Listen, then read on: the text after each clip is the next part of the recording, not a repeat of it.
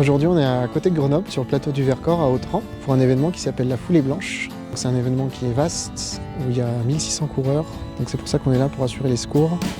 Ça va comme ça? Super.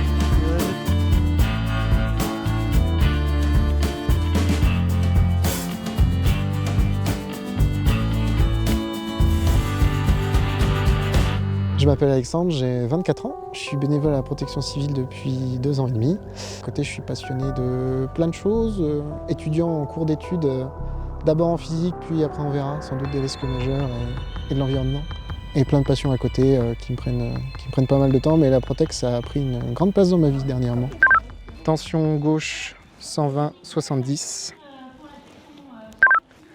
Saturation en oxygène 98 à l'air. Mes 2 frères, un qui a été militaire, l'autre qui a été pompier, donc j'ai toujours un peu eu cette notion d'engagement à la maison.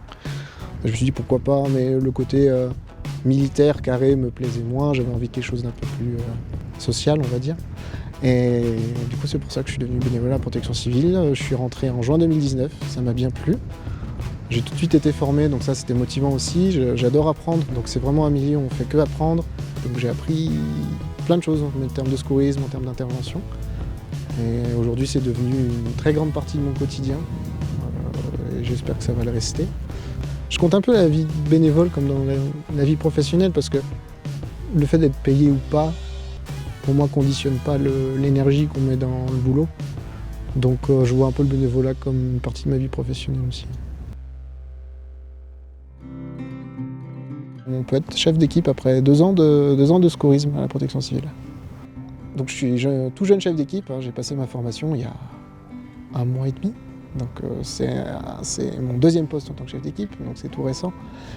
Et j'ai aussi passé mon formateur il y a un peu. Et je lis beaucoup les deux choses dans le sens où j'aime bien être un chef d'équipe qui va aller avec pédagogie, essayer de faire retrouver ses secouristes quelle technique quand il y a un doute, plutôt que c'est le chef qui fait que décider et que les autres ils n'ont pas le droit de réfléchir. À l'inverse, j'aime bien ce côté pédagogie où on s'entraîne en attendant quand il n'y a pas de secours. Donc il ne faut vraiment pas hésiter à s'entraîner et pas avoir peur de tout ce qui est, pas l'échec, mais enfin je veux dire pas avoir peur de se tromper quoi, vraiment pas. Mais du coup les gens s'imaginent pas à quel point on peut passer de citoyen qui a l'air de ne pas connaître toutes ces questions de protection civile, de sécurité civile, de secours, à quelqu'un de formé en quelques mois, quelqu'un beaucoup plus aisé avec ses sujets, et quelqu'un qui peut intervenir et qui connaît son sujet.